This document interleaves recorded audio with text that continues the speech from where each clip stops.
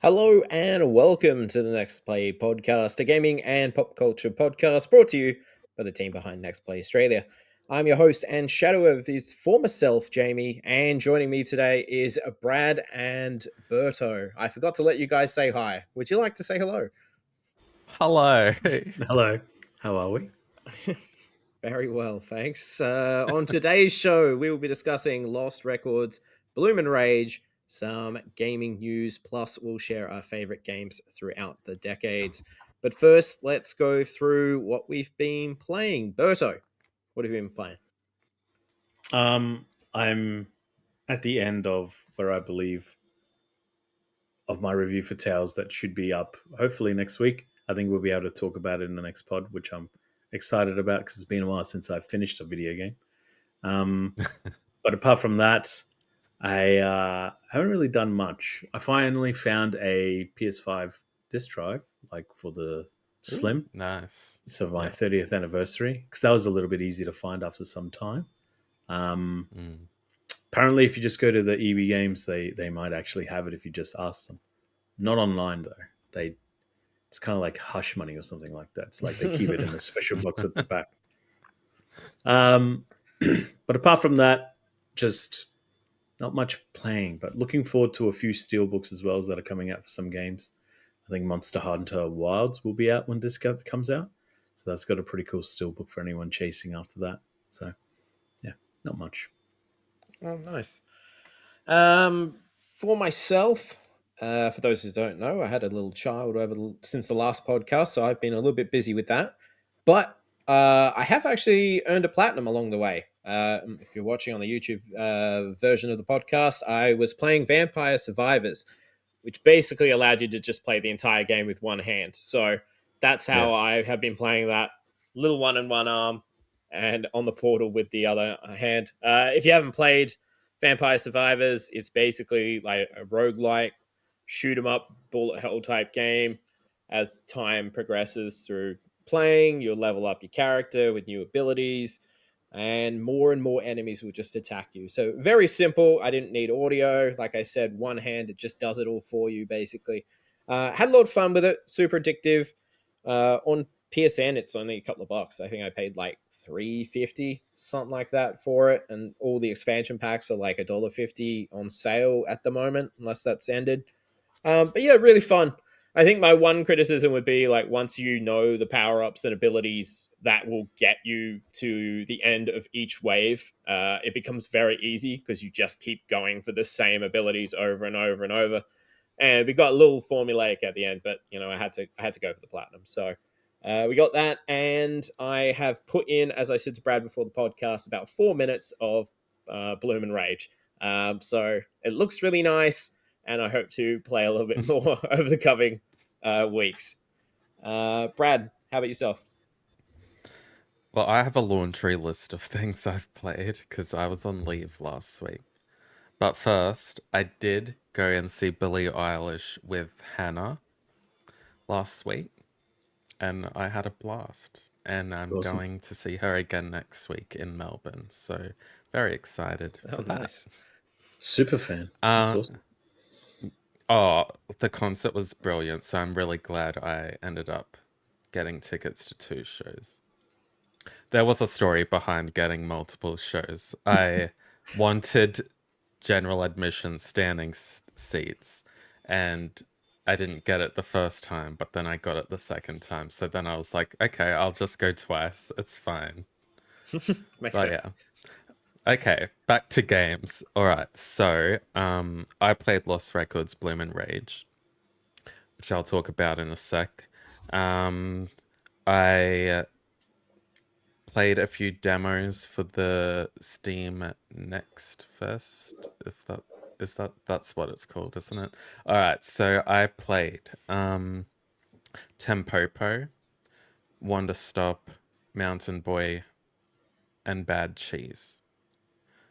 I'm not going to go through each game. Go to our YouTube channel where I've uploaded full gameplay videos of the demos themselves. Shout out to Tempopo. That's a really fun puzzle game. by the developers of Unpacking. So Oh, Aussie game. It's really good. And Wonder Stop was really good too. That is from the developers of the Stanley Parable. Sorry, from the director of the Stanley Parable. Not quite what I expected. Like, I knew it was like a tea shop, like simulation type game. And the demo does just like basically run through how to make tea in this shop, but also explores the main protagonist's kind of like background a little bit. I'm pretty sure I'll be reviewing this one, so I am keen to see if it is solely just a tea shop simulator, because like when you think of Stanley Parable, like I feel like nothing's really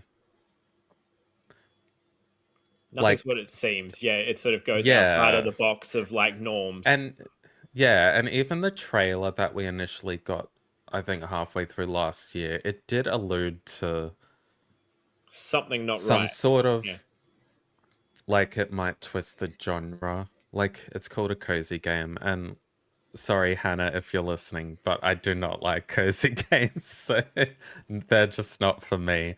So I do hope it is more than just the tea shop simulator that I played.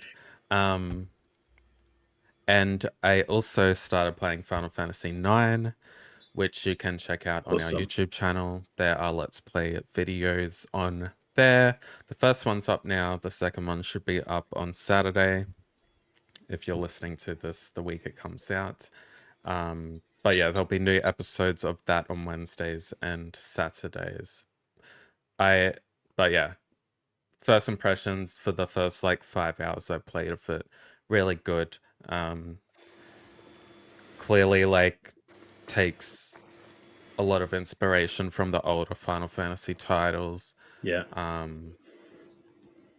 And I don't know, the characters are so lovable too. Like Vivi is like probably, I reckon by the end of my playthrough, Vivi's gonna be like one of my favorite Final Fantasy characters of all time. Like I'm so like I love him. He's so good.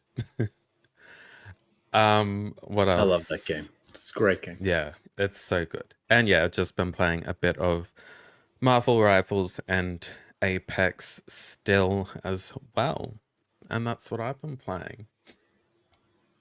Alrighty, thank you, Brad. On the website, we have 2 reviews up at the moment. First one is for the aforementioned Lost Records Bloom and Rage. Alex reviewed that one and they gave it an 8.5. They said Don't Nod is so back with Lost Records Bloom and Rage. Not only does Swan and Camcorder feel new and exciting, but with a location like Velvet Cove oozing that neon soaked twin Peak's realness, one can help but be along for the ride. This definitely isn't a repeat of the same formula either, with dual timelines, narrative adding to the maturity of the game as we relive the summer that was for the girl gang. It's impossible not to feel along for the ride with the same relatability at its core. Now, Brad, you said you finished this one completely. Would you like I to did. discuss it a bit? Yes, so just gonna shamelessly plug the YouTube channel again. I do have my full playthrough of that on YouTube as well. Just search NextPlay AU. We will come up. First of all, I will say I do think Alex enjoyed this game a little more than I did. As a whole, well, sorry, let's say for the first like half of this first tape, I was a bit like, there's something missing. Like I didn't know what it was. So the main character Swan uses a camcorder to, I guess, record things around her, and you can collect, like the collectibles are like what you can record. So there might be like 10 birds in the area that you can film and unlock collectibles. The issue with that was it wasn't really fun. She doesn't really like if she like I don't know found like a flamingo or something. Bad example, but if she found like a flamingo, it would be like you would expect her to like narrate it a little bit or like I don't know make some kind of remark that tells us more about who this character is as a person, but it's really just there to be a collectible. It's like you don't really get anything exciting out of it. And when you do record, you have to wait for a circle to go all the way around for it to count as a collectible. It just seems tacked on to give it more gameplay. The characters themselves, they're all right. I had a few favorites, but it was the story, particularly towards the end of the episode, that has me excited for the next tape. I can't really touch on it without spoilers, but something happened towards the end of the first tape that has made me want, okay, I do want to see this out. I do want to play more of it. But I still have my hesitations. Like, if what I felt in the last quarter of this tape is going to be what I'm going to feel for the whole of tape 2, I will definitely recommend this game and enjoy it a lot more than I was when I first started playing it. But it's a Don't Nod game though. Like that's what it is, and like I will say it's a good game. Like it won't be for everyone. People, if you could probably play like an hour of it and probably decide if it's for you or not. But yeah, it's gonna definitely have its appeal to a certain type of demographic. So I have a question. You might not know, but as I said, I started it normally before I start a game. I go and check out what the trophy lists and everything are. And I did see it has a platinum. Now I'm going to guess that's sort of like Life is Strange in a way. So Life is Strange, there was one main trophy list. It was like each chapter you can only unlock a few trophies, and it all sort of culminated into getting the platinum. Is that what it is here, or you didn't really pay too much attention to the trophies, and that's just a me thing? Yeah, sorry, that's a you thing. I have no idea. Alright, I would no, assume. I thought I I'd would ask. assume so, because like the trophy list, I'm assuming is for the full game, not just tape 1, and that Yeah, would be that would be weird my if they guess. let you get the platinum before that, because like once you buy the game, tape 2 automatically gets added once it's out in April. Like it's not a separate. As far as I know, it's not a separate purchase. You can't purchase the tapes separately. Oh, no, makes sense. I think it does seem to try to replicate Life is Strange a bit, because from memory again, back to my trophy hornets, I think in the first game, the collectibles were going around and taking the still photos, with Max being a photographer and everything like that. So kind of, I guess, it's almost like trying to be a spiritual successor in that Yeah, regard. but that was also fun though, because like you just took a photo and that was it. And like from what I could tell, Max had some kind of inner dialogue when she took those photos. I think so, Swan from doesn't memory. really do that too much here. Okay. Just sort of does it and moves on. Or Yeah, holds the as I button said, down and then moves on.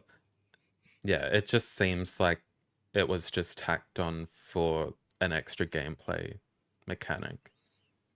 Okay, fair enough. So a little divisive. We got an 8.5 on the website, but Brad seems like he still likes it, but he could have liked it a little bit more. It wasn't a Okay, wow. no, I wasn't.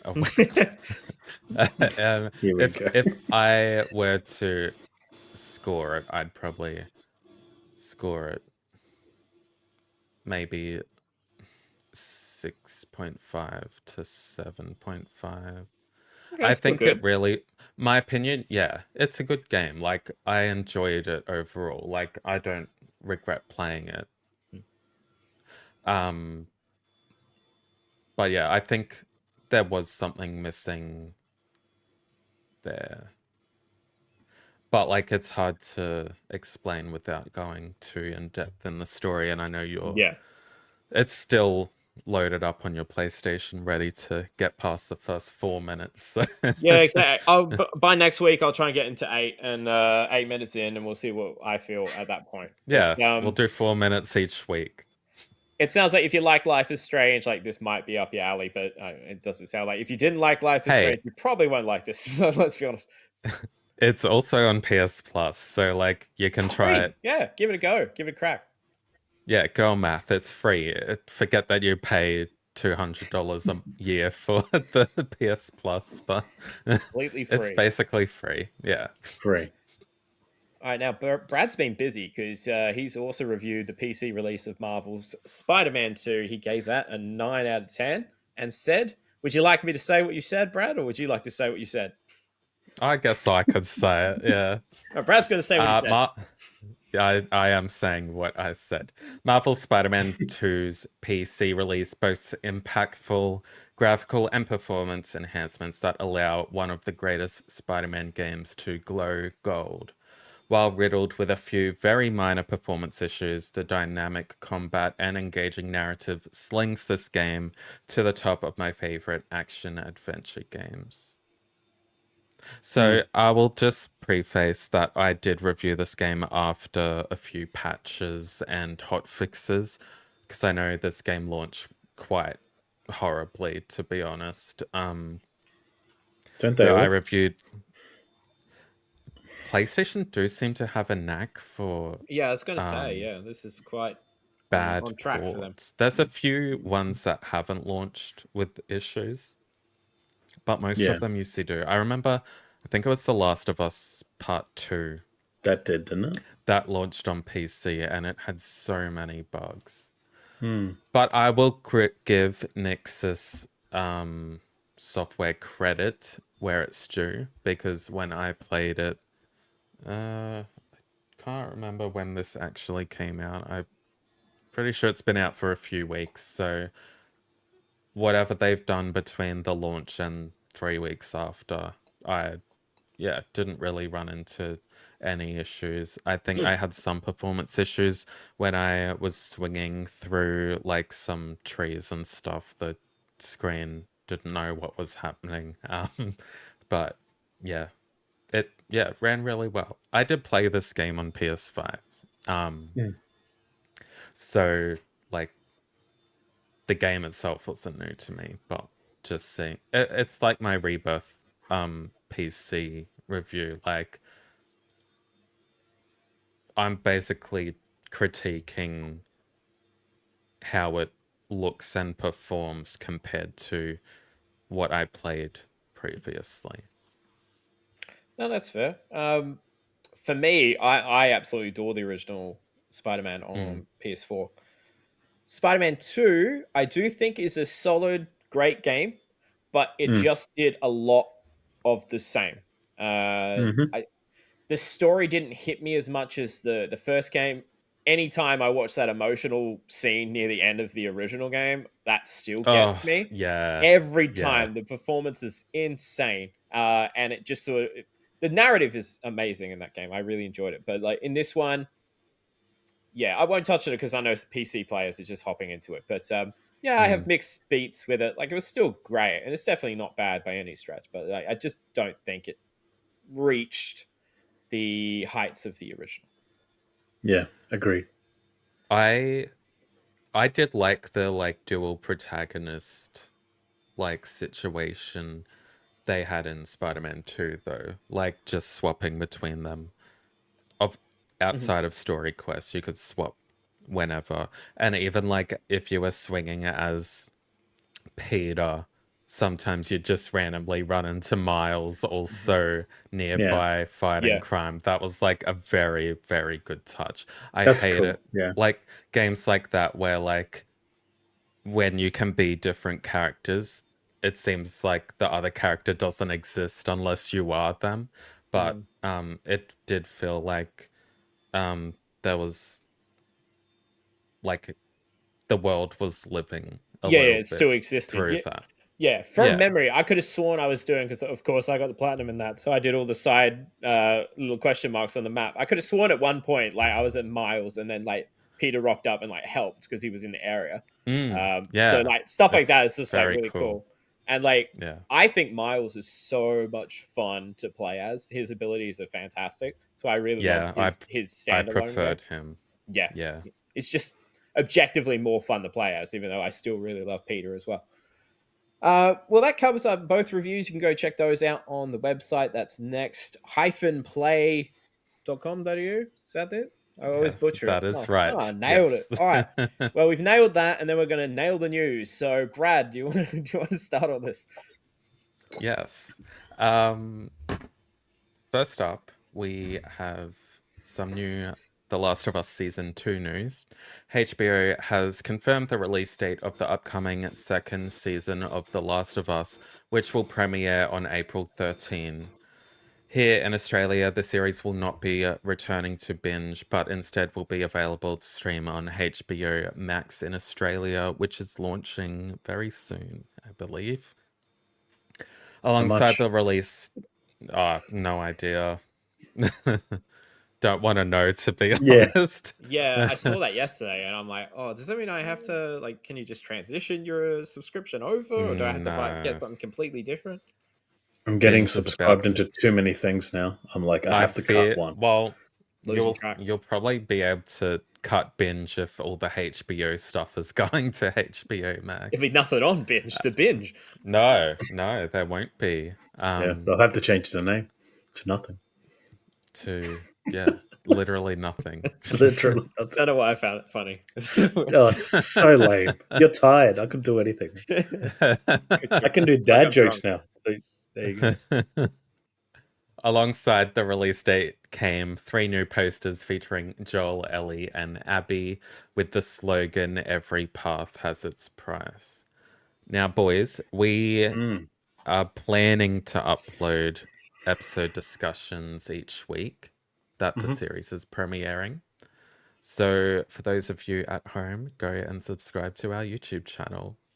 I just keep plugging that YouTube channel. Catch us on binge, eh? Yeah, We're the only yeah. thing on there. Yeah, we'll be the only thing left. We are soon to have more content than binge does. So yes, go check that out. Don't really have, like, there wasn't a trailer, so there's not much to discuss here.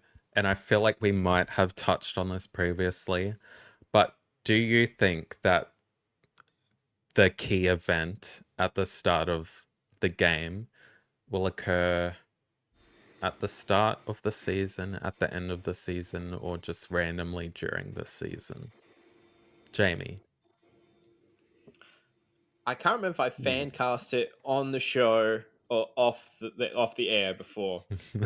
And having recently played it over the holiday season, I still think it would be really beneficial to both Abby the character and the story in general if they introduce us to Abby first. You know what I mean? Yeah. You have the scene where she's young with her dad and they're saving the zebra. You have that as sort of like an opening. Some scenes leading up to it, and she's a little bit older.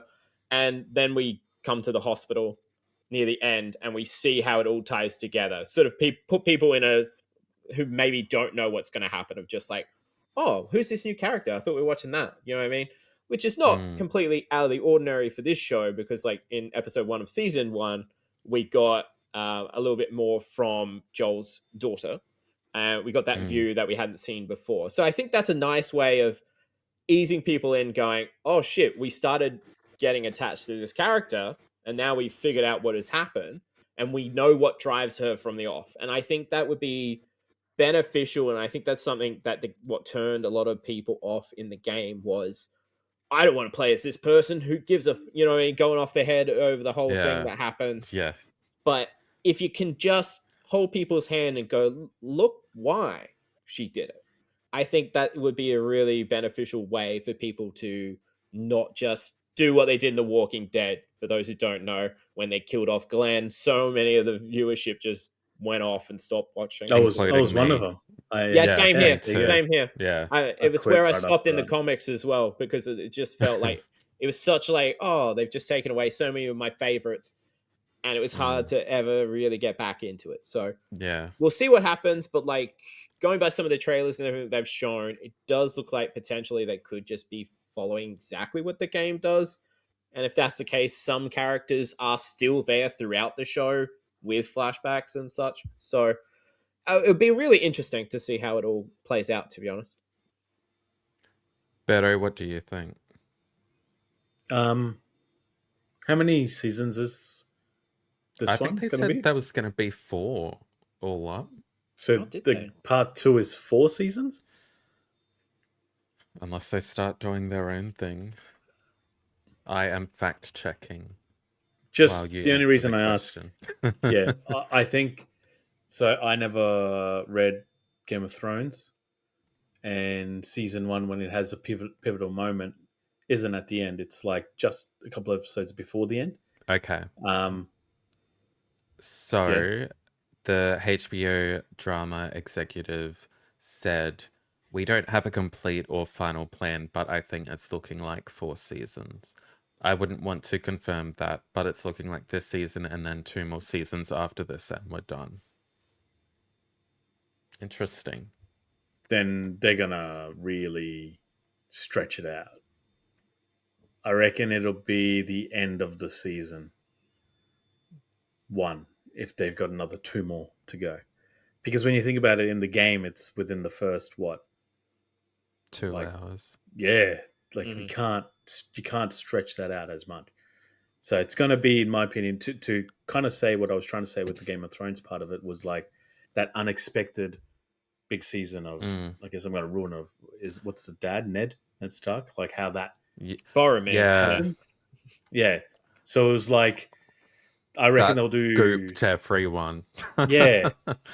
like I don't think it's going to be at the beginning, but then because this has picked up a lot of people that haven't played the game, so that would be the best way to kind of like shock them into, this isn't your normal season. So I was just thinking, so in the game, you kind of do like Ellie's perspective and then Abby's perspective. I don't think they're going to be able to do that in a show. They'd have to just simultaneously go between the two, right? I think it would be too confusing as in a like video format. Like, do you think? Unless they do like really long flashbacks, but I don't think that will translate like episodically. That's what's so interesting, because like I said, fresh off the game, like it really does feel like, we talked about Bloom and Rage before. It's just like tape 1, now we're tape 2, where is Abby? You know what I mean? So, and then you have all the 20-hour ending where you go to Santa Barbara and everything. But that's season along 4. that was season 19. She's still going. She's still going.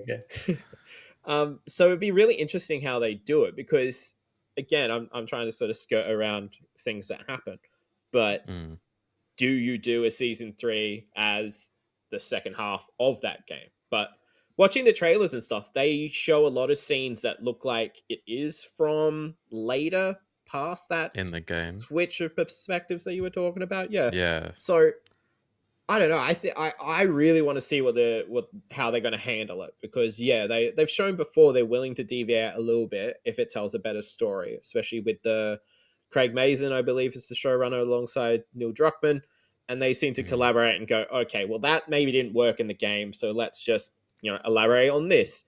And like they made that stellar episode of Frank and Bill, and like that was not even in the game. So who knows what else they could do along the way in terms of original storytelling to expand on the Last of Us universe there. because a lot of new characters get introduced in this game very quickly. So Yeah. be interesting.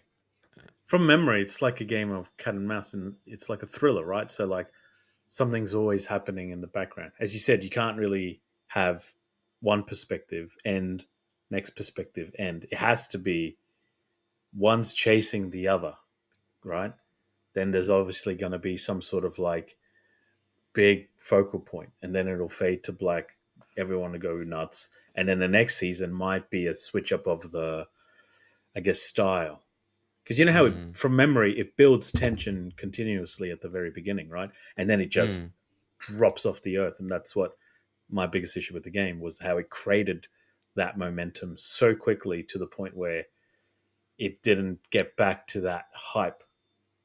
So I reckon they're going to try to avoid that, because I think from memory, Neil Druckmann, I think, has said he didn't, he would have, he didn't like that perspective shift, that sharp turn almost. It's hard to talk without saying. Yeah, you know, that's the issue. But like, there's heaps of stuff that they can expand on. Like, there's one scene in particular when Ellie's, off on her journey, and we already find people who have been tortured. You know what I mean? And that's we learn who does that later on. But during the fact that we've been introduced to different characters, maybe we see that scene and we see him doing that torture and finding out that information before Ellie stumbles upon it. So it's like maybe filling in the blanks a little bit to not pad it out, but to at least add something more original, if that makes sense. But they will pad it out. Like, we haven't even spoken about the side characters. Like, True. Dina. What do you call it? Lev? Lev. Where they lived. That whole island segment was like phenomenal. But like, to translate to film, number one, that looks quite expensive. And you could definitely make that into its own few episodes of what life is there. Again, not spoiling, but yeah. There's just so much. It's so hard to kind of gauge how they're going to attack this. The more you think about it. Interesting. Yeah. All right. So, in a few hours from when we're recording this, Pokemon Day. Sorry, it is Pokemon Day today. From a few hours of recording this, there is a Pokemon Presents stream. The presentation will deliver exciting Pokemon-related news and announcements. And while we don't know what the presentation will show us or how long it'll be, we can at least expect some sort of Pokemon Legends ZA announcement or trailer. Bit of a quick question. What are we hoping to see announced or revealed, Berto? Did you say that ZA or whatever it was is being shown off or rumored? Well, like, it's a safe assumption that it would be, because we haven't seen anything on it since last year's Pokemon Day. Like, it's been a whole year since we got that first trailer. They need to not be safe. For the first time ever, Game Freak need to stop being so safe. Because I know safe sells, but from my understanding, Arceus was really a great game to Pokemon fans, allegedly, from memory. I think you two have spoken about that. It deviated a lot more, but it was a lot more fun at the same time. Yeah. I think I would love to see them show a full-blown, this is what the Switch 2 Pokemon game is. That would be the ideal presentation. I don't think they can go in here and give us, I don't know, let's go Bulbasaur, or like a different version of the first. No game one or likes something Bulbasaur, mate. He's the best. I'm leaving. No, this he's podcast. not. How's he the best when Squirtle and Charmander exist? Sorry. Have you seen the You know meme what? where it's like You're right. Venusaur? It's doing its best. You know what I mean? Yeah. It's not really doing anything. Yeah, it's plant life. I don't know. They need to show something, just something amazing for the fans to just go, that's it. Switch 2 is coming in 2 months' time. I'm going to get that game in November. Because they usually launch November, don't they? Pokemon games at the end of the year. Yeah, but I think it'll launch with the Switch too. Because Arceus Legends Arceus came out in, I want to say it was January. Like it was Did at the yeah start of the year. at the And start then of the later year. that year, Scarlet and Violet launched like 10 months later. So it's been a while since we've had a Pokemon game. Well, it Yeah, it has feels like actually. ages since Scarlet and Violet. They came out more often, didn't they? They used to be yearly. So what have they But been working on? I want to say I read that they wanted more time to work on the next Pokemon game. Not sure if that was ZA or if it's another game coming out later, but yeah, I am looking forward to it if they've been spending this time polishing it a little bit more than the complete disaster that Scarlet and Violet was, but we're not going to get into that. Jamie, what do you want in this Pokemon Presents? Now, what I want and what I think probably different. I'm going to say completely opposite, Berto. I think they'll probably will go with safe. I've seen some strong rumors, as I said before the podcast, of remasters of Black and White. They were probably Yeah, I have the heard that.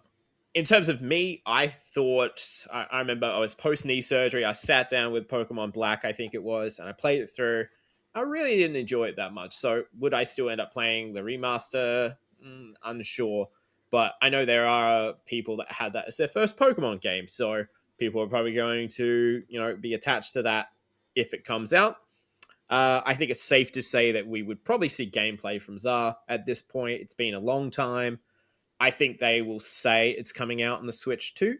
I don't think they'll do a release date or anything until the Nintendo Switch 2 Direct, and then maybe then they'll go, "Oh, it's launch day, Zah."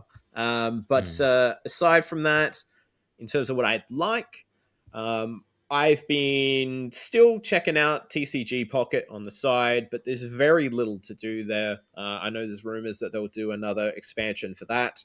I'd like them to add some more features so it's literally not just a trading card opening simulator at this point. There's very little content within that game at this stage. But we saw Pokemon Snap came back with a new Pokemon Snap version a couple of years ago, and that was a lot of fun. I really enjoyed it.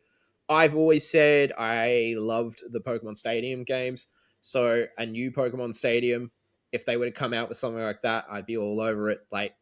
I think it was Pokken Tournament came out, and that was fun with your different Pokemon fighting in like a sort of Tekken style type fighter, Yeah. which was crazy when you think about it. But Pokemon Stadium, like with improved visuals on a Switch 2, with like a good roster of characters, with that I love the mini games. I've already spoken about them on the podcast before. That I really enjoyed those growing up as well. So I have a big soft spot for Pokemon Stadium, so I'd love to see that come back, but probably won't. But if I was to wish list anything, I would love to see that come back.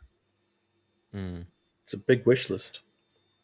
Yeah, I keep wishing for a lot of things. Banjo-Kazooie as well. It's never happened. As for me, every time a Pokemon Presents comes around, I ask for the same thing, and that is Gold and Silver on the Nintendo Switch Online. That's Yes, all please. I want. I don't even want a remaster. I just give the people what they want. Give them old school Pokemon on the Switch. Like, do they not realize they'd make millions out of it? They could charge $20 for one and people would buy it.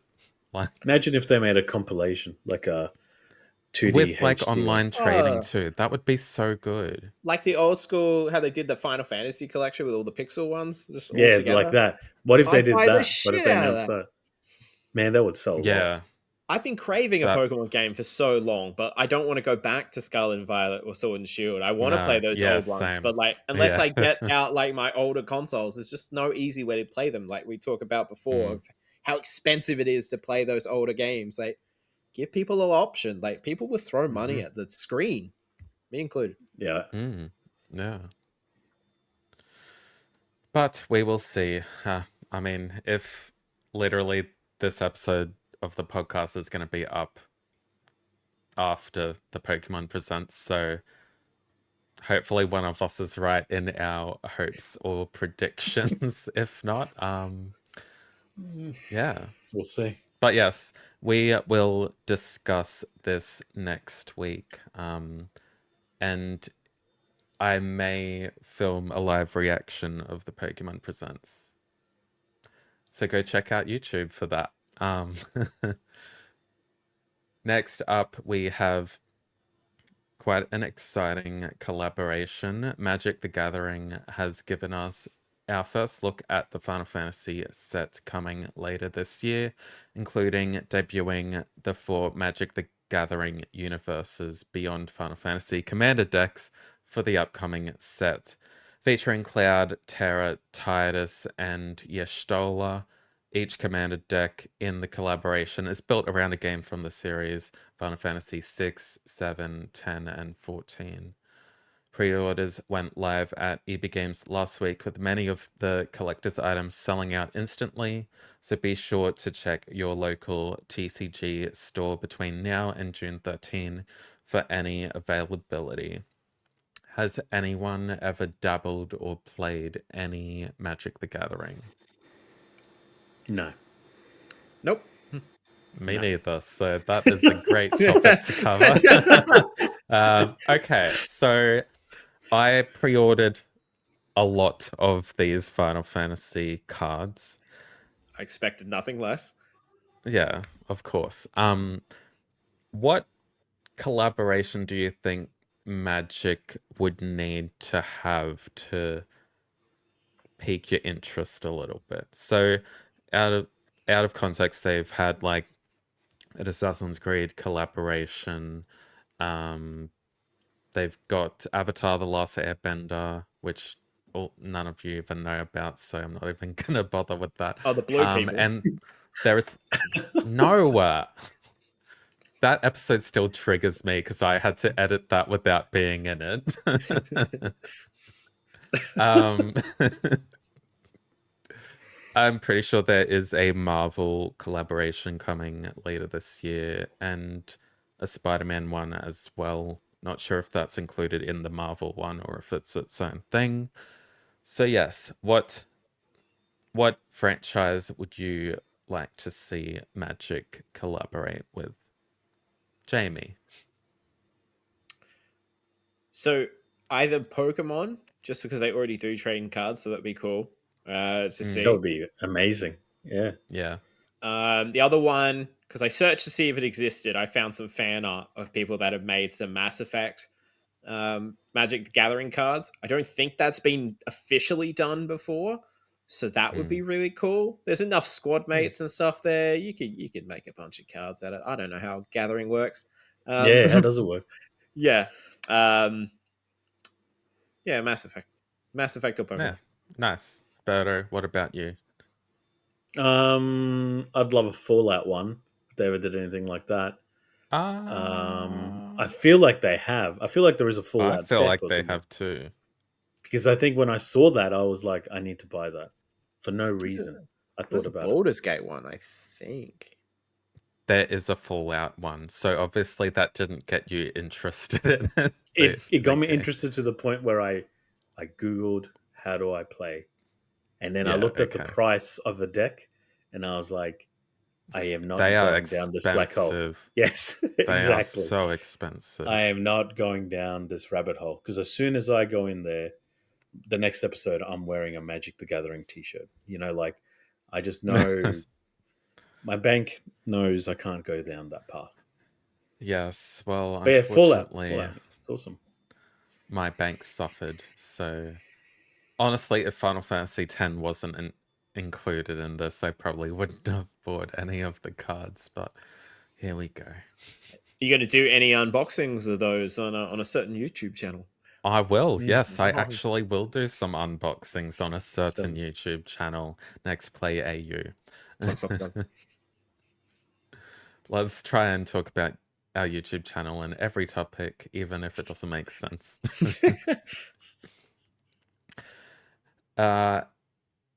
And finally, Xbox Game Studios head Craig Duncan has announced in the official Xbox podcast that Fable has been delayed into 2026. He said, "While I know that's not maybe the news people want to hear, what I want to assure people of is that it's definitely worth the wait."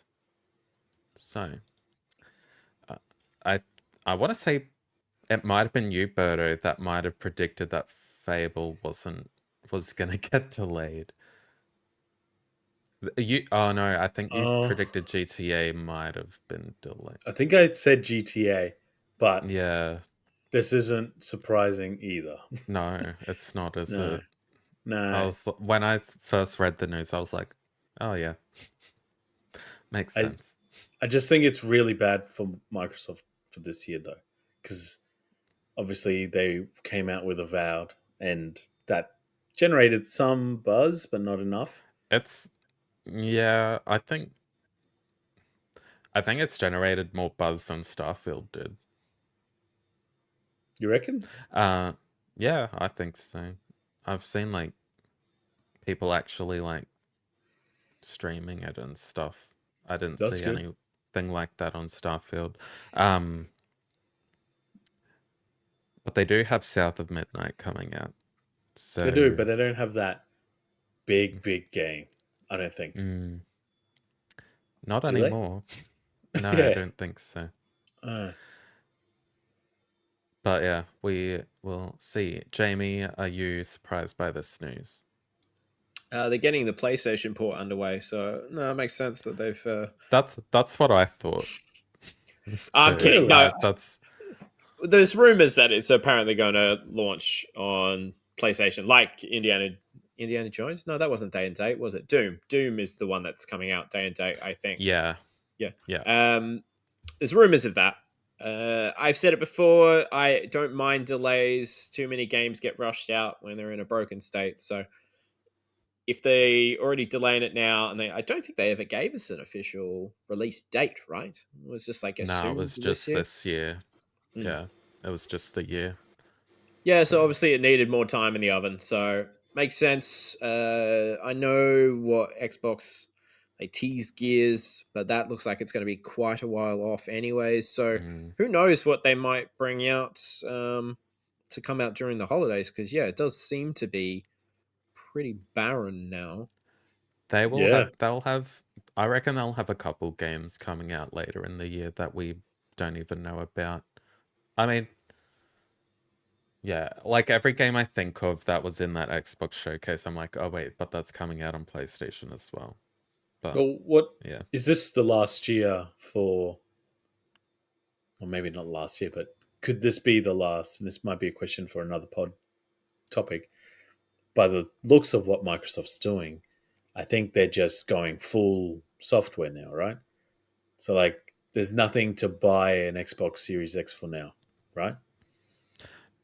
not really. You see a lot of like, you go into like EB Games or something, and the Xbox section is so barren compared to PlayStation and Nintendo. Mm, Like, and like,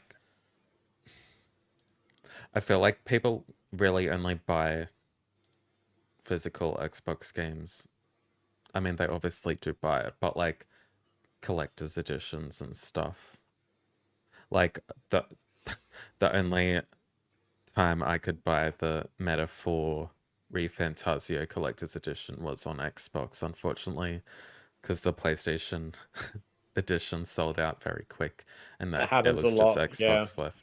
Yeah, Same on and you JB. also, Like whenever anything's on sale for steelbooks and stuff, it's always the Xbox one. You can never find PlayStation. I was just about to say that one day EB Games sale that happened, I think it was late January. Almost all the good sales was Xbox Series. Like there was like nothing for PlayStation. So yeah, yeah, concerning. I think Concerning. like are they trying to are they trying to get rid of their stock of the Xbox physical media? Is that why they were like all heavily discounted? There was some good games heavily discounted too. Like yeah, I don't know. Just We I not don't will know. moving see. numbers, I guess. Yeah, Yeah. because it always used to be like a big giant marquee title for the year. So Mm, obviously, Ghosts is for PlayStation this year, I think. mm. I hope. Yeah, and then Yes. everyone knows. Yeah, if not, it could be Death Stranding, and then you got Switch. You know, whatever that happens. It'll sell. But I can't name Mm, anything now for Xbox, which is, like I was saying, concerning in the sense of like they're fully. It sounds like they're fully kind of like stretching all their titles even thinner when they were already thin to begin with. yeah. Yeah, like they actually do have heaps of games coming out, but like yeah, not that like marquee title that like I feel like like the big three always have like that one game Mm. at the end of the year that will probably be their highest selling one of that year. So I don't know. Well, it's clearly will be Nintendo's year to shine this year because I don't think PlayStation or Xbox really know what It's they're like doing everyone. at the moment. It's like everyone's just getting out of the way for the Switch too. Really, like most of I the mean, I don't Xbox's blame titles them. most of Xbox games, like the big ones, are all early this year, and then I think what Ninja Gaiden will come out at some stage, but that doesn't seem like really late either. So yeah, almost saying here you go, Switch 2 is going to win. We know that, so we'll just step Mm. aside. You do what you need. Yeah, I'm sure we'll get bangers from everyone later in the year, though. Like most of these Xbox titles, like South of Midnight, um, Claire Obscure, which I know is coming out multi-platform, and Doom. Like, we only got release dates for them like a couple months before they're coming out. So Mm. we kind of only really know the first half of the year. So it is a bit early to make that judgment call, but Mhm. I Not think it'll making it. be a good year Yeah. for gaming nonetheless. Yes. Everyone's holding their cards close to their chest. Yeah, This year. Yeah, absolutely. next Halo game confirmed for this holiday season. Yeah, I'd play the shit out of that. Yeah, I love Halo. Yeah. Well, that is the news for this week. Back to you, Jamie. Thank you, Brad. We're going to do something a little bit special now. We're going to be talking about some of our favorite games across the decades. So we're going to start off in the 90s, which is where most of us first gained our love for gaming. The decade began with the Commodore 64 and the SNES in 1990, the Sega Saturn and PlayStation in 1994, the Nintendo 64 in 1996, and the Sega Dreamcast and Game Boy Color in 98. Many franchises we love today originated from this decade. So let's go through some of our favorite games of that time. So I'm going to start off. I'm going to pick up two that we've sort of already mentioned on the podcast already. So for me, Pokemon Red, I can't not pick it because I had spent so many Yeah. hours on that thing. It's my first one. I still remember, like, I was one of those loners that had a second Game Boy Color that then had blue and was able to just trade What and was the difference between them? Just a it's few just Pokemon, wasn't it? exclusives, really. It was like just like Yeah. Yeah. you had ones that you could only get in one and not the other game, and there was a few ones that you had to trade to get the evolutions. So Mm. Okay. Gengar, Alakazam. Yeah, So that's right. there were so many times where it'd be like I'd be playing this before bed, and you could hear the parents walking down the hall, getting ready, go, oh, they better be sleeping. I quickly go to sleep, and then come and bring the Game Boy back out again. It's a universal childhood memory for Yeah, gamers, I think. or if anyone else was like me, where you go out and it's like a late night car trip and you'd be in the back seat and you'd be just waiting to go under street lights so you could make a little bit more Yeah. progress. Oh, times were so much easier back then. So that's my first Yes. choice. Second one, again, we always talk about it, and I'm the one that usually talks about it. Banjo Kazooie for me. Like I've already said how much this game. Like, please make it a thing again. um, Yeah, that was a yeah, fantastic platformer. oh, it's so good. And like again, like I said, as a child, like this was just an incredible game. And I still remember, the levels where it was like you visit the same level across different seasons, like winter, autumn, and you'd do something in summer, and then you'd come back in the winter, and then you could see it progress. Oh, it's such a magical game. I absolutely love that. And like even if it was just they could do a straight remake and I'd be all over it. But yeah, Banjo-Kazooie, very special to me, and I'll keep talking about it until one day it ever comes back. Yeah. Berto, what are your I, games from the 90s? I'd go to Brad first. Just give me like a second to have a quick look at my list. Alrighty. When I said Berto, I meant Brad. Yeah, exactly. Yes, yes. All right, my first game is Crash Bandicoot 3 Warped.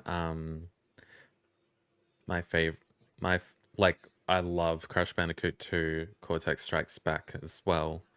But 3 had everything. It had the jet skiing levels. It had the levels where you are Coco and you ride Purah through these like oriental stages. All the upgrades, the double jump, the bazooka towards the end of the game. I'm pretty sure I platinumed this game in the Insane Trilogy. Like, it is such a fun game. I know the levels off the back of my hand. I've played this game so many times. Peak Crash Bandicoot, in my opinion. Though, I will say some of the later PS2 Crash Bandicoot games were very good and often get overlooked, but that's also another story for another time. I was going to say Pokemon, but like I knew someone else would say it, so I went with a deep cut. It's called Speed Freaks. It's developed by Funcom. I think I remember the Who ads for this. So actually, Funcom are developing Dune Awakening, the MMO that's coming out this year. So that was weird to find out when I was researching the game. It was essentially, I guess you could say it was PlayStation's Mario Kart. It was extremely fun if you ever played it back in the day. Yeah, it was Mario Kart for the people that didn't have Nintendo 64. And like it's a game I just like randomly think about like every few months. Like you always have that game that you're like, oh yeah, that's mine. So yeah, that's my 90s. I completely agree with some of the later PS2 Crash games being really good. I love Wrath of Cortex personally. I absolutely Yes, that that was game's really so good. good. They I never also talk about it. really like Twin Sanity too. Like that was very kooky and just stupid, and I loved it. All right, Berto, are you ready? I'm always ready, except for that Except one for time. just then. All right, That give us was your a mic games. issue, technical issue. I got too many. Obviously, I would automatically choose Ocarina of Time as probably the most iconic '90s game, best game of all time for me. Um, yeah, so much that I've already spoken about my love for that video game, but I'm going to deviate a little bit and choose other games that I loved. I'll choose two because you guys chose two. So, one that I'll choose, and I don't know, a lot of people know about it, is on the SNES, is Chrono Trigger. So it's a RPG. It's the creator of Final Fantasy, the creator of Dragon Quest, and the creator of Dragon Ball Z. All decided to have probably coffee together and decide, I let's was make a gonna say, video what game. is he about to say? Yeah, I was going to What do say they something, but do? then I was like, what do they do? They decided to make a game. It's called Chrono Trigger. It's an RPG. It's probably my favorite, I would say, 16-bit RPG, which is saying a Wow. lot because I love Final Fantasy 6. But Chrono Trigger was the beginning of like just I don't know how to explain it. It's like a time traveling uh, story. It's influenced a lot of games, so many, and a lot of people haven't played it because it's so expensive to find and to pick up. So I do hope that it does at one point in time come out as a remake. But yeah, I don't know what else to say. Like, it's such an iconic game for me. When I went to Japan a couple of years ago, I went to Akihabara. There was like a gaming store there, and I walked in and I heard like the theme song in the distance, and I'm like, holy crap, that's Chrono Trigger. Like the fact that the memory of that instantly created that, like, and I walked around the corner And then my girlfriend's like, "Man, you're disgusting that you knew that off by sound." And I'm like, "I know, how good." So yeah, go check it out. Amazing game, amazing, trio of people to create a video game like that too. The other one Yeah. I would choose is Half Life. I don't think we talk about Half Life enough. I think for me, nothing will ever beat the first time that I sat down and played that game, because I hadn't played. By that point in time, I think I played Doom, little pixelated stuff, and then Mm. Quake. You know, first person shooters were just like kind of similar, and then all of a sudden you're this person on board of a tram, and it's telling a story as you're on this tram heading towards this little scientist, I don't know, science lab. And I was like, oh, this is actually quite cinematic. This isn't what I'm expecting. So seeing Half-Life for the first time was pretty amazing when I was a kid. And then of course Counter-Strike came from that. But anyway, that's Mm. another story.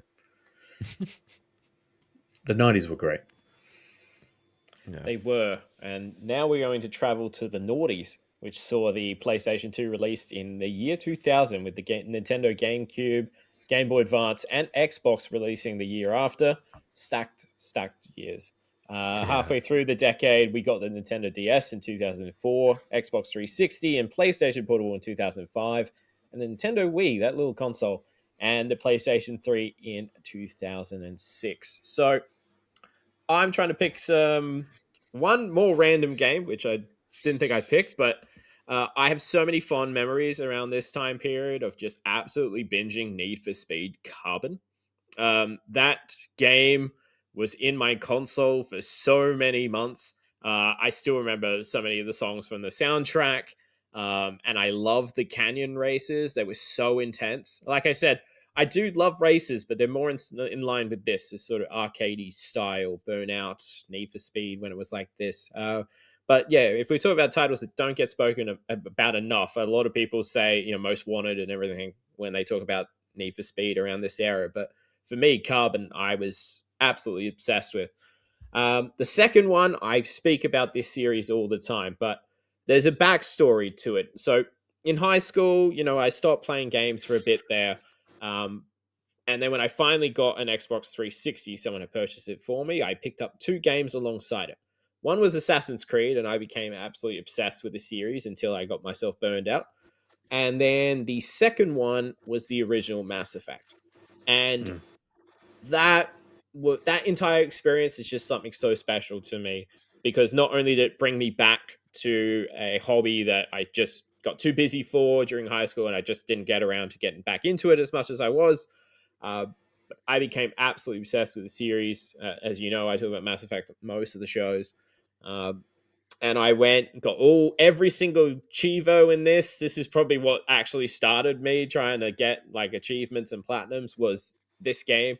Played all the DLC, got every single achievement for it as well. Um, and like I said, in terms of the later games, like Mass Effect 2 is easily the best, I think, out of all of them. But the story in this original game, um, with Saren, I still think is one of the most complex and interesting villains that a video game has ever done. Like at the forefront, he was trying to help everyone with what he was doing. He thought he was the only one that could, and then he Mm. became corrupted by the Reapers himself, and he became like that final boss and everything like that. Such a special game to me, Mass Effect. So that would be my second choice. Brad, what about your Naughty's games? Mine are both sequels. So the first one is Jack 2, the sequel to Oh Jack and yeah. Daxter. Literally GTA for kids, because I was a kid in the noughties. Brilliant. Literally, like it felt like Jack and Daxter was like rated G. I'm pretty sure it was anyway. And then Jack 2 was like not quite M, but like maybe PG-13.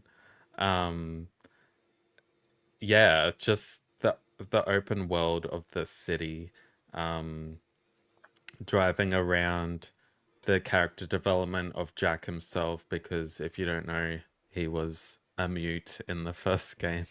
Mm. And something happened at the start of Jack 2 where he could talk.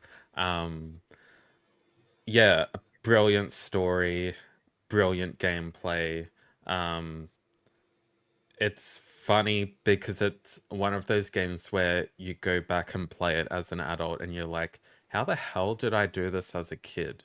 There are some really difficult missions, and like, if you were to platinum it, I reckon it's difficult. So, that's my first game, and oh yeah, and that was developed by Naughty Dog, and I may have another Naughty Dog game later on in this segment.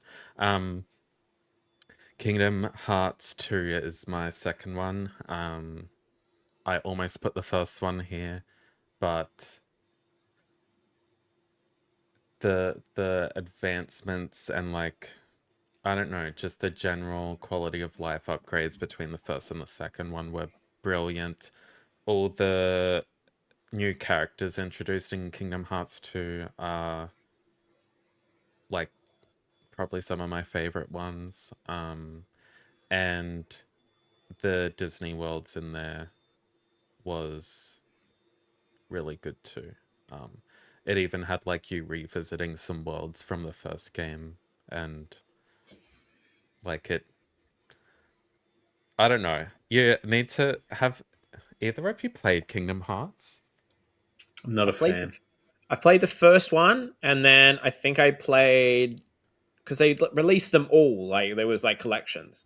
I was trying to play them chronologically to try and make sense of the absolute wacky story. I want to say the second one chronologically was Birth by Sleep. I want to say. So I think I played that one. But yeah, I don't know what was going on. they're a lot of fun, but like actually, everyone's hearts are corrupted, man. Like it's crazy. Literally, no one knows what's happening in Kingdom Hearts. We're just in it for the ride. And honestly, if any of you listening haven't played it, I would honestly just play 1, 2, and 3, and then dive into the other random games that came out in between them. So yeah, that is my 2 from the noughties. Also, just to piggyback off that, the main like song from Kingdom Hearts, like the one that's like in the intro, I can't remember which one it's in. All of them. Oh, it's so good. Like I had that on my iPod for so long. The one with Skrillex, Face My Fears, I think that was Kingdom Hearts 3. Perfection. But like every opening for each of the 3 main titles, brilliant. Like probably some of my favorite video game songs ever. The Tales series is very much does the same. They're like opening intros, very like Persona. Like, sorry, I'm deviating. Berto, what are your games? Continue. Just finish your point. Yeah, you go. Tales, and Persona. Both those 2 series, they have like these epic like introduction scenes with like with just amazing songs in the background. Like I said, I used to have my entire iPod Nano or whatever just flooded with these things. iPod Nano. Far out. But yes, Berto, your games. Can you even buy iPod Nanos anymore? I don't. Probably think expensive. I don't now even. Would be my guess. I don't even think you can buy. I don't even think they make iPods anymore. No, I don't think so. It's on your They'll phone, make a comeback. You watch. They'll make a comeback somehow. Like vinyls. Yeah, they'll come back. Yeah. Yeah. Another great decade. So hard to narrow it down. There's so many amazing experiences. I'm going to go with an RPG first. Based on my time at that point, which was World of Warcraft. It was the first time I ever played an MMO. I have heard so much about MMOs. I mean, we've heard Hannah talk about her favorite MMO that's still going after like 200 years. But WoW was the big one, right? So everyone was on it. My friend I think he had broken his leg at that point, and he was out of work for a while. And he's like, oh, and we were at uni. So he's like, oh, do you want to play WoW? And I'm like, oh, okay, I will. Hopped on, I've heard about it. And then the amount of addiction that I got into it was to the point that my girlfriend that I lived with, she actually said, you need to stop. Because I didn't realize that I started like from 9 a.m. to 9 p.m. No joke. No joke. There were times where we had to go to dinner to see her family, and I'm like, I got a raid. I can't. like, you go eat. I'll see you later. So that took me by surprise. Um, Another big one for me for that decade is also Oblivion. So the Elder Scrolls. I'd Yeah. played Morrowind before. Skyrim hadn't come out yet at that point. I don't remember, but seeing Oblivion, I think I saw it in some sort of a friend had it on his PC, and I was like, "What game is this?" And he's like, "Oh, this is the Elder Scrolls." And just coming out of that tunnel, seeing the big world, traveling everywhere, I was like, "This is the peak of RPGs for me right now." The rumors, obviously, is that that's getting a remake this year. That's probably the Mm, marquee title, but we'll see what happens there. probably. So yeah, it was mostly RPGs for me. Loved them all. Alrighty, so now we're going to move on to the 2010s, and nothing slowed down with the Nintendo 3DS launching in 2011, the PlayStation Vita, Nintendo Wii U both in 2012, the PlayStation 4 and Xbox One the year after in 2013. Fast forward a few years to 2015, where we see the launch of the new Nintendo 3DS, the PlayStation VR in 2016, with the Nintendo Switch ending console releases for the decade in 2017, which is actually crazy to think that the Switch came out 2017. That is. So, in terms of quirky ones, the first one I'm picking, because, I love my Vita. One of the series that the Vita got me into was Danganronpa. I don't think I've ever spoken about Danganronpa on this show yet. So let's dive into it. So basically, you play as a teenager. You wake up. You're locked in this school with a bunch of all other teenagers, and you have to escape. You have to murder one of your classmates and get away with it. And that means you will go free whilst everyone else dies. Everyone else gets murdered. But if you get caught out, because of course they have like an Ace Attorney type situation where you go and collect evidence to try and figure out who's the culprit. If you get caught out, you get murdered in a very brutal fashion. And of course, it's all run by this maniacal, evil-looking bear called Monokuma. So it's a visual novel. There's also manga. There's anime series, which I got my missus into on this. I fell down the rabbit hole hard on the Danganronpa series. I absolutely adore it. It's like I said, it's quirky, it's crazy, but despite being an extremely long visual novel, there's so many twists and turns along the way of like you don't know who to trust, who's going to try and betray you to try and escape the situation they're in. It's super wacky, but yeah, if you don't have the time to play the very long games, but they are available on most current consoles now. I think on the PlayStation 4, I think most of them are all collected together. But watch the anime; it's sort of the main highlights throughout the series, and it's just fantastic. I've played every single entry. I love that series. The other one I want to say, which was crazy because I didn't think it released this long ago, but I'm going to say Red Dead Redemption 2, which was 2018, I believe, which is nuts because it still feels so fresh in my mind. Mm. I know recently a YouTuber I watched, Video Game Donkey, he did a breakdown of this game, and it sort of just reignited all this incredible love I have for that. As I said on the show before, I've always preferred the Red Dead games over GTA. It's just more my thing. And the story of Arthur Morgan's fantastic. How they do the storytelling along the way, along with John Marsden being there along. I could fan cast Red Dead Redemption 3. I won't do it here, but I've had the idea for the plot of what they could do so long, another episode. But I still remember one sort of personal story that happened in this. Like, I named my horse after my cat, Luna. She was running around with me the entire adventure. And I think at one point, I got stuck and I left her somewhere in the city and she didn't follow me. I was like, that's weird. Go back. She had been hit by like a tram or something. And I got genuinely emotional that I had lost my horse. And like if you've played to the end of the game, you know that happens anyways. There's a really emotional scene where, Arthur says goodbye and then everything. But yeah, that hit me so hard because I was so invested in this game and I named it after my cat and I'd taken so much care after her. And then, yeah, dumb idiot walks in front of a tram. Yeah, Red Dead Redemption 2, that's one of those games where I wish I had the time to replay because it's so good. Brad, Hmm. what games of the 2010s for you? Alright, I have basic bit chances for this decade. The Witcher 3: The Wild Hunt. Probably my favorite open world that I've ever experienced in a game.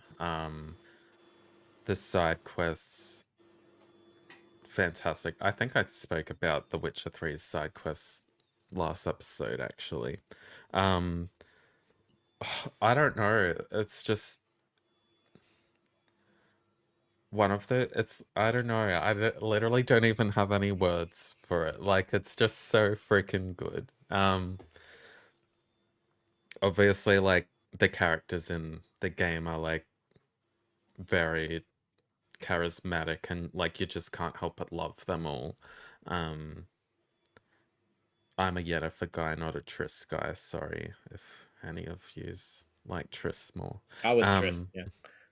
Oh, okay. That was Jennifer. Yeah, all right. But yeah, just the gameplay. Like I remember first when I got introduced to the Witcher series, it was The Witcher 2, and I really just didn't gel with the combat in that game. So when I played The Witcher 3 and the combat was a lot more streamlined and like less finicky to use, I was like, oh yeah, this is gonna be like really good. And it was brilliant. It's still probably in my top 5 games ever. So yeah, brilliant game. Second game is God of War 2018. I had no prior real knowledge of Kratos' story or God of War in general before this game. I had seen little snippets of some of the PS2 games, but all I knew was he was like a sex crazed god. Like, Did you? literally, no, like literally the only like thing I remember ever seeing about a game is where I think he's in like a jacuzzi with naked women or something. Is that a thing? I think he's in a bed and there's like a quick time event off screen and there's like two women like watching him and you have to like Yeah, press the and you button. just That might And be they're what press like, the I'm button thinking really of. fast. But Yeah, yeah. literally, yeah, that's just that. Yeah, that's literally the only thing I knew about the series before this game. that's But yeah, hilarious. brilliant storytelling. I liked. It's hard to like choose between this and Ragnarok, on which I liked more, because like the whole like story and with like Atreus and everything is just really good storytelling. Like this, I know The Last of Us like probably started PlayStation's like really high profile storytelling in games, but like God of War was probably like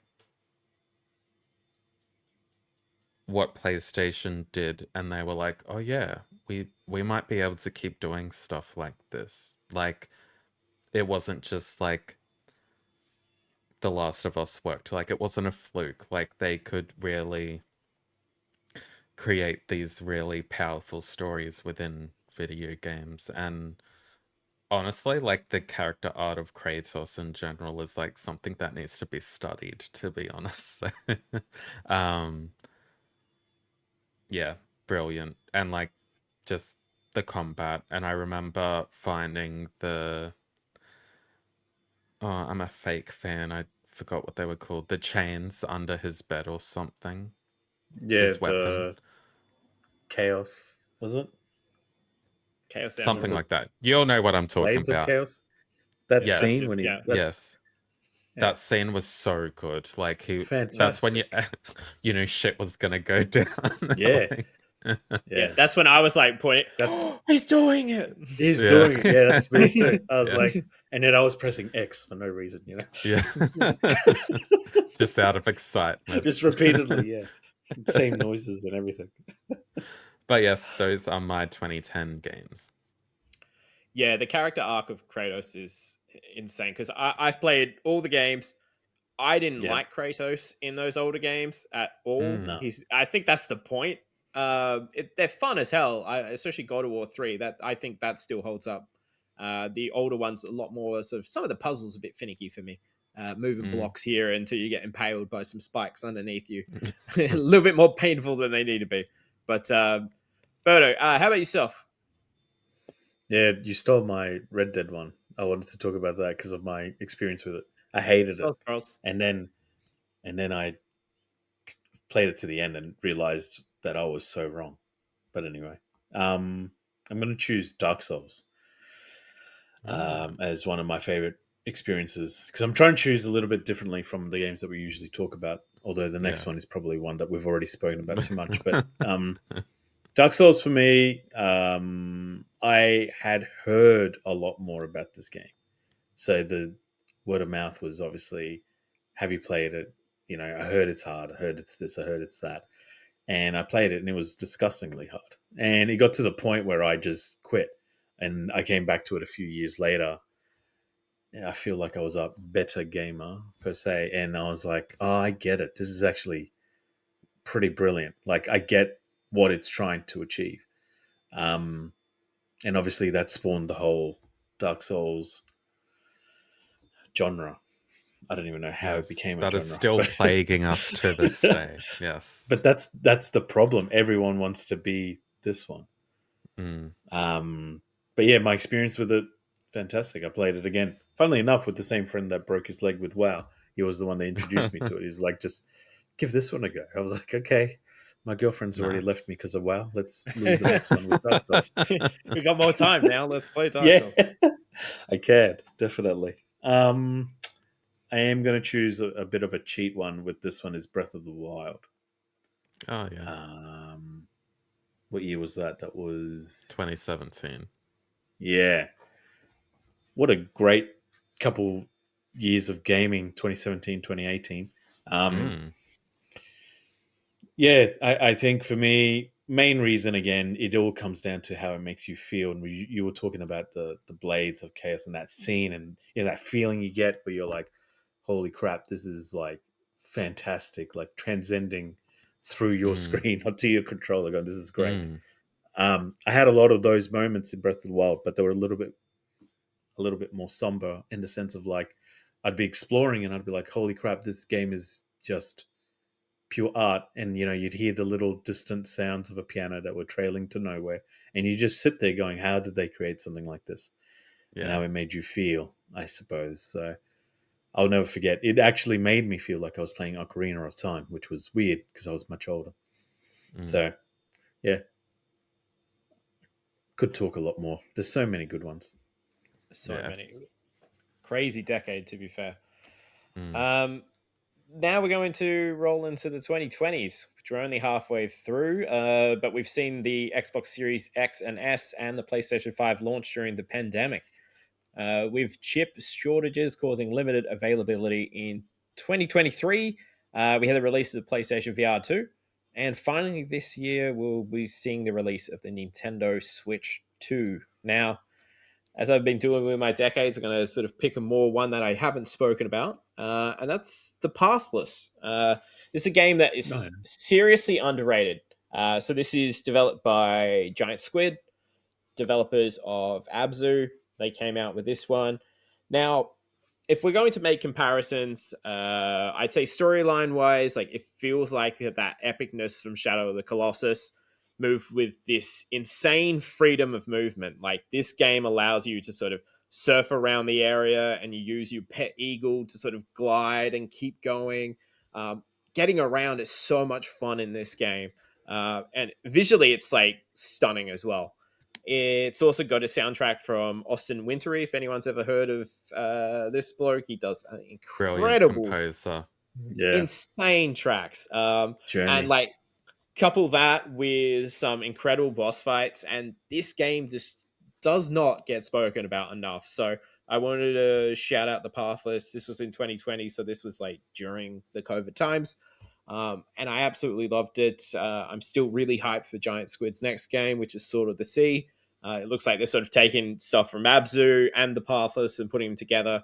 It looks fantastic. So my second choice, again, it came out on PlayStation consoles in 2020. So I'm picking Hades. Um, if people know me and have listened to the show before, I've always hyped up my love for Supergiant games.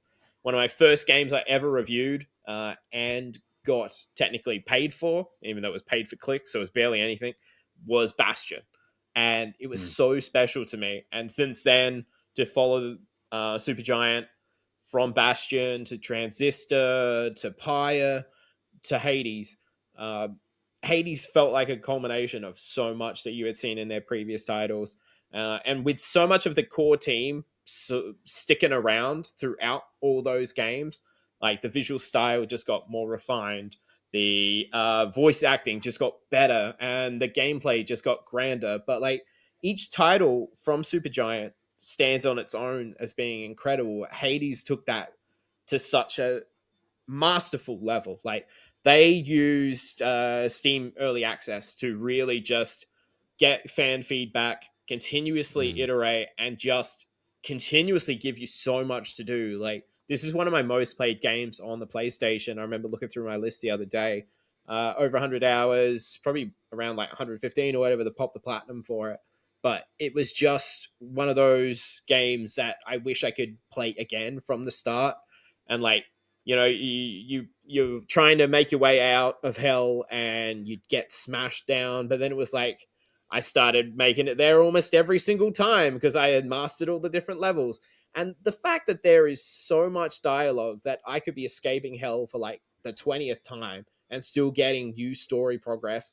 Yeah. You could build bonds with every single character by getting them little gifts. You could make up your living quarters. You could invest time into that. And the gameplay is just sorry, but it's sleek as fuck. Like it's so Yeah. good. And I Yeah. just I it's Hades is incredible. And I tell so many people to play it. And if you haven't played it, just go play it and thank me later. Quick shout outs to just Metaphor and Baldur's Gate 3 as well. Decade only halfway there, and those two games over the last couple of years have been some of my all-time faves. So I'm looking forward to see what the rest of the decade gives us. Brad, how about yourself? Well, forget the shout out for Metaphor because I've chosen Metaphor as one of my favorite games this decade so far. It gave me what it gave. I am not drawn to like the school setting or persona, and Metaphor gave me that more mature kind of, not really grounded because there's a lot of like supernatural themes and it, but like it's a more, I don't know, like believable ish story. Like it's not so out there. Um the combat was great. The stylistic choices in the menus and just overall the art direction of the game is probably one of my favorites I've seen in a video game.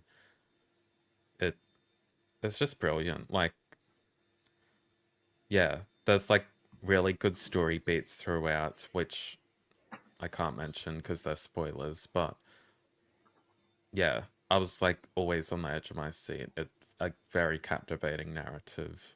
Um, Shout out to Rebirth. I'm not gonna bore you all and talk about that. 2 hours the, later. Keep going. but then I'm gonna bore you again and say that The Last of Us Part 2 is my second game.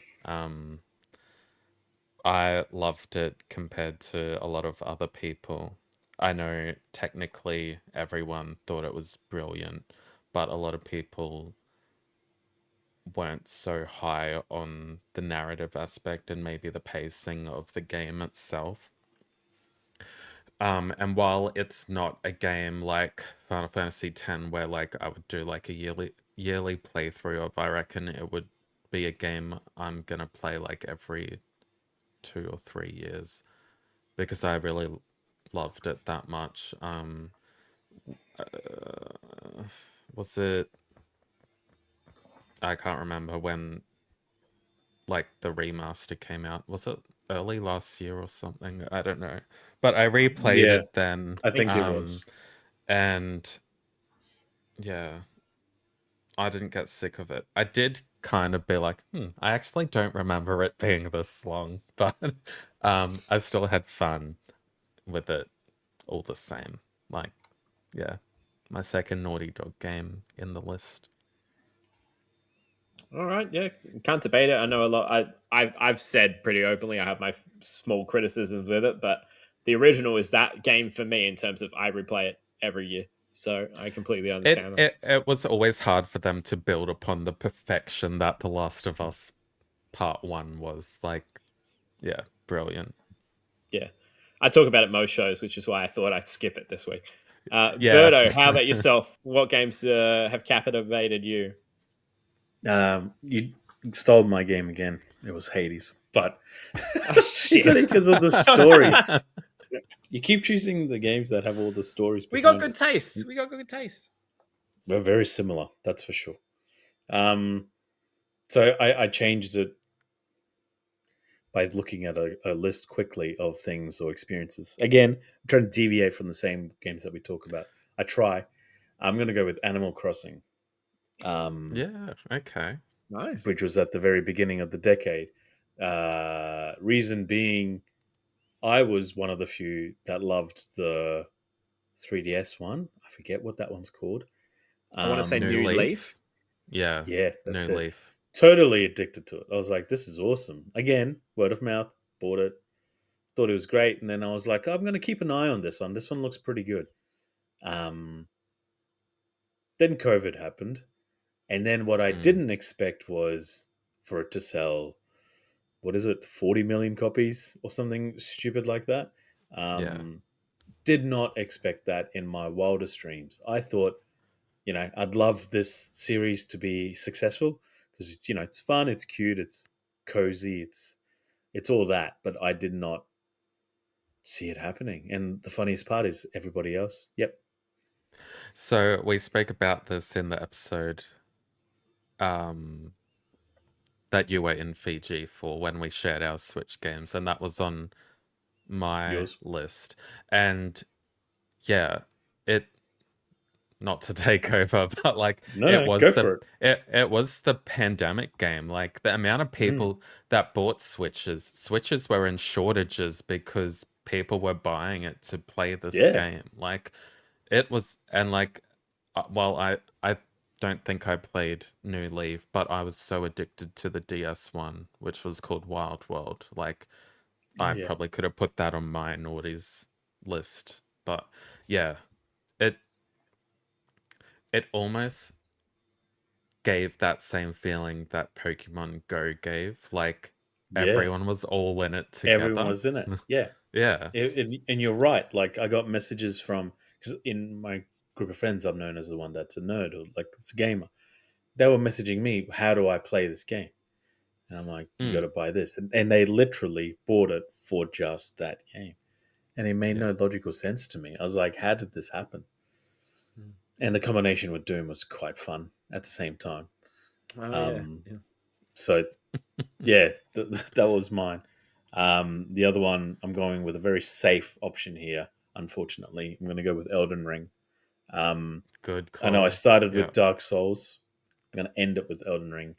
Um, because like I said, I gave up on that formula. In the middle of all that, obviously there was Bloodborne and everything else, which I loved. But yeah, just the feeling of Elden Ring, same feeling as I felt with Breath of the Wild. Like this, could not fathom how they had created something like this. But at the same time, knowing their pedigree and how they consistently do it, or the way that you described, um, what's the what's Hades developer's name again? Super Giant Games. How they are like you can see the history of how they develop it. It felt like that. with From Software. Like how do they consistently keep hitting hits after hits after hits, and then to end up on this point, I was like, Jesus Christ, this is a great game. But I yeah, don't really consider many games to be perfect per se, but like Elden Ring is pretty damn close to it. Like I can't think of anything wrong with it ever. no, It's me so neither. good. That's why I'm excited for Night Rain, because like it's like that but multiplayer. And like what makes games better? Friends. Like it's a match made in heaven, I hope. Yeah, definitely. I think I forget who I was talking to, but I said to someone, I said, this makes me feel like I'm playing Breath of the Wild, which makes me feel like I'm playing Ocarina of Time, which is my favorite game of all time. And I'm like, and it's not a Nintendo game, and it's not a Zelda game. I was like, how the hell did they do this? But yeah, everyone's copied that recipe now. Mm. All right. Well, that was a nice walk down memory lane. I really enjoyed It myself was. talking about all these. And to be fair, that barely scratches the surface. Like you mentioned Oh Bloodborne. yeah. I could talk about Bloodborne for You know, ages. Absolutely love that game. we forgot Bioshock Infinite. I wanted to talk about that, but anyway. I also want to quickly shout out Firewatch, because I know the three of us all like really Yeah. love that game and hold it close We to really our do. hearts. Yeah. There's just a lot of games that I wish I could have included, but we strictly said 2 each. So Yeah. Yeah. I was too That's tired to come hard. up with honorable mentions, but otherwise yeah, I would have. fair. But if you are listening or watching the show, let us know below what some of your favorite games across the decades are. We'd love to see them. But now we're moving on to the Next Play Game Corner. This is a segment where each week the winner of the previous week will quiz the other panelists using games like trivia, name the game, and more. Brad, as the winner of the last round, you are the quiz master for this week. What do you have for us? Yes. So this is a visual one. So if you're listening on Here we go. Spotify, quickly go over to YouTube now. Next Play AU. We plug it all every time. We just plug it. Yes. But yes, so I have 3 cover arts, and they are all slightly blurred or squished, and there's 4 like different images, and I'll do one at a time, and it slowly becomes a bit more coherent. I guess you can maybe start guessing what each are. So So we're guessing the game name. That's it. yeah, just guess what Obviously. cover art it is. Got it. Right, we can have multiple guesses. Yes, but if you guess and get it wrong, you have to give Berto the next guess. You can't just keep listing games Repeating over it. and over again. Just list them I all. got my list. Bioshock, Bioshock straight 2. away. Bioshock, yeah. Straight away. Okay, That's funny. let's start with the first one. Okay. Bioshock. Is that it? That's it. That's it? That's impossible. Yeah, it is not Bioshock. Berto, do you have any guesses? And if you want to move on to the next image, just say so. Okay, move on to the next image if we can. Okay, but if we move on, the guesses are open to everyone. All right. Again. Back Yeah, in it. I was not going to get that one. Second image. It's the same image. No, it's geez. not. It's like that Office meme where it's Yeah. like they're the same picture. They're the same picture. Yeah. Spotify listeners, just go to YouTube. They're the same image. I see green. I'll say Breath of the Wild. No. That is incorrect. Uh, Berto. Any ideas? Halo. Incorrect. Good guesses, though. Next. Oh, sorry. I'm moving on to the next one. This might be a little easier. So, third image.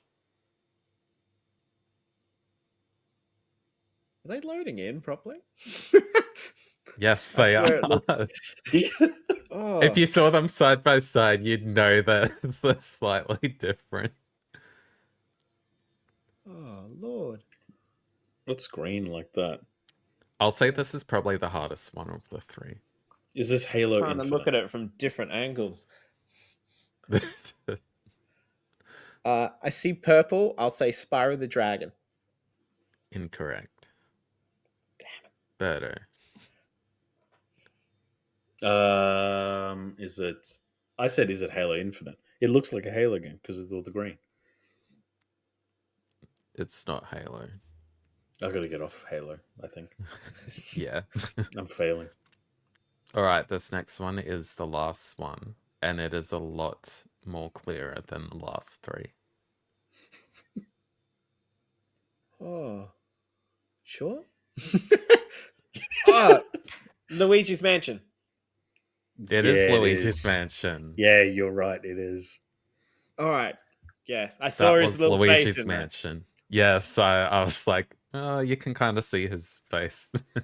But yes, If that you was squint, Luigi's yeah, you can see Mansion. it. All right, so All we just right, guessed that is- randomly in those first three Not rounds. Halo.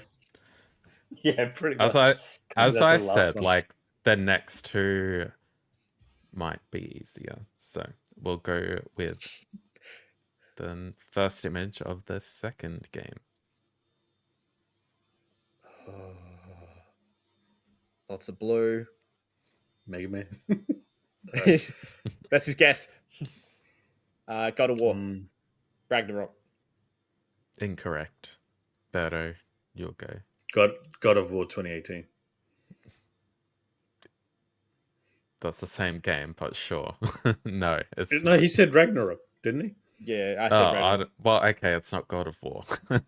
Okay, so there are 2 games gone. All right. Doing well. 2 down. Do you want to move on to the next image? Yes. Yep.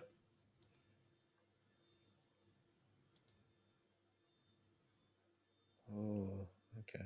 Astrobot. Starting to form. Oh, good No, guess. it's not Astrobot. But yeah, that is a good guess. Like I said, I'm trying to like squint at like different angles.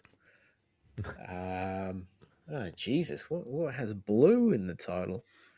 It's not going to be, but just because it's got blue, I'm going to pick Abzu. It's not Absu. Yeah. Berto.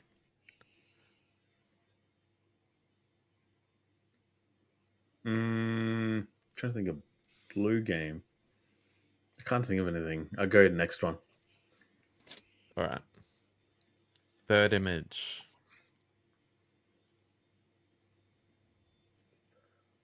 Oh. Oh man, these are hard.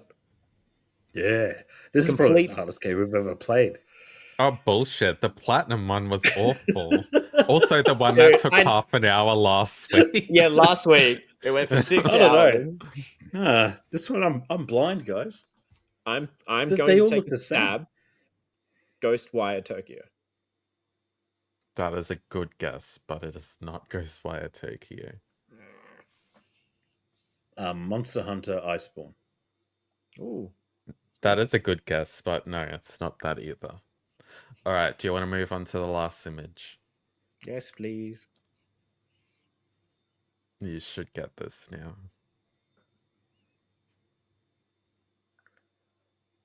Oh. What's Yeah. going on here?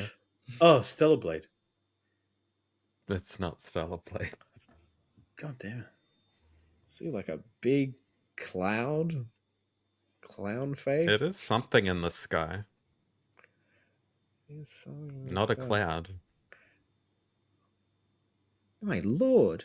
It might be a moon. Let me squint. Bayonetta? Moon. No, it's not Bayonetta. Might be. Guesses are back open. It might be a game I mentioned in this episode. Final Fantasy 9? No. No, take that one back. Is that your guess? No, absolutely not. I have a guess. So you pick yours Jamie. and I'll go next. Oh, yeah. No, Berto's turn. Berto's turn. Go. You already know what it is, don't you? I'm confident. Final Fantasy 10. No, that is a white cover art. I don't know. Japanese version. Jamie, spill it. Kingdom Hearts 2. It's not Kingdom Hearts 2. Ah, Okay. I was very confident with that. The game Berto, that do you've you mentioned know? today. You mentioned it already, eh? Yes. A cloud in the sky. It's not a cloud. It's a moon. But it's a moon. It's a moon. People watching this are going to be screaming right now. I thought I had it. I To be bet you fair. it's really obvious. It is. Come on, Jamie. I thought it was your turn. No, it's no one's because I've already went and lost it. Ah, It was released on PlayStation 2. Kingdom Hearts. It is Kingdom Hearts. So I was on the right track. I just picked the wrong You one. were, I've done that yeah, so many you times. were. I set it up for the next person. It's a love That's heart. Yeah. oh. Never would have got that one. It's a moon. Shaped like a love heart. Shake it like a love heart, yeah. It makes sense. Okay. I was thinking figurative moon, like literal moon. All right. So, Jamie, you have won this round. I do have one more. Are we going to play for points because you've already won, or are we just going to do this for fun? For fun.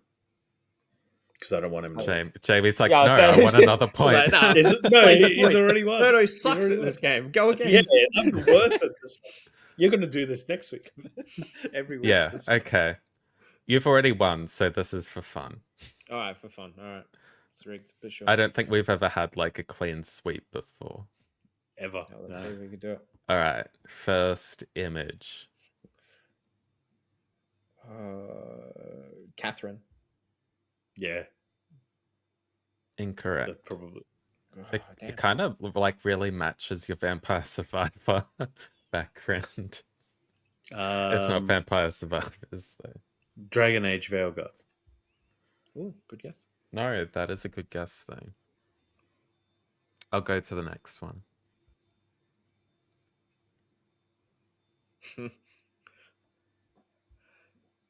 God damn it. This is a really hard game, man.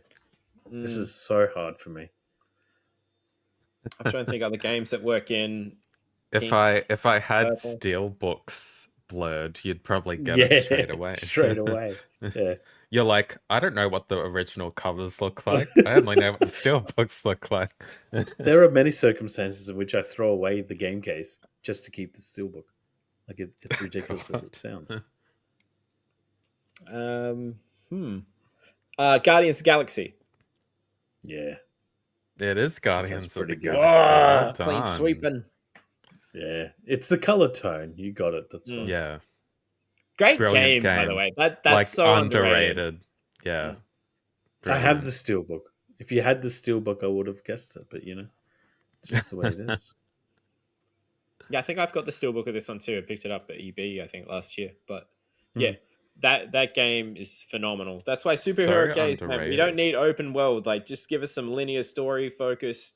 So much you can do with hero games doing that. Yeah, I still Guardians got is it all great. wrapped. That one.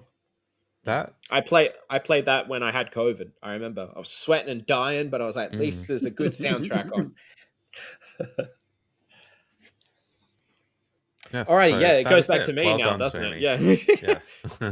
All right, so let's recap the scores. Brad, you're sitting on 3, but you have a chance next week now to try and catch up. Yay. Berto, you did really poorly today. You're on 4. Terrible. Yeah. Technically, I'm on 7, but we'll just say I'm on 6 because we're doing it for fun. We're not doing it for real. But yeah, I clean sweep the whole show, so we're just going to leave it on You that, did. Well despite no done. sleep. All right, Here we go. So, somehow I have to come up with. It's just going to be all Final Fantasy questions next week, so Brad can get points. He likes Final Fantasy too. I though. like it too. Oh, yeah. I'll figure something out. All right, Just well, make it there all we go. modern games. That's it. Yeah, that's true. No Mega Man questions coming in, or Bioshock. Yeah, no, thanks. Bioshock. And with that, that's the end of this week's episode of the NextPlay Podcast. You can support the podcast by leaving a 5-star review on wherever it is you are listening to us. And don't forget to check out next-play.com.au for the latest video game news and reviews, as well as our socials at NextPlay AU. So Marvel Spider-Man 2 review for PC, that's up. You can check out Bloom and Rage Tape 1 as well. And if you're watching us on the YouTube, hello. You should have subscribed by now because we've asked you about 28 times. So make sure you hit the like button, subscribe to the channel, which you should have already done, and comment down below. Let us know your decade favorite games from all the last few decades that we discussed over the episode. I've been your host, Jamie, and you can find me at JamieX66. I actually plan to somehow, if I can, stay awake, post on socials again next week. But joining me today has been Brad. You mean Brad and Berto? Yeah, sorry. I ruined the get it intro right. straight away. Get it right. You can find me everywhere at Brad_EXP or on Blue Sky, Brad Goodwin. And Berto. And you can find me on Instagram as pause_gamer. All right, everyone. Thank you very much for listening and watching, and we will see you next week. Bye.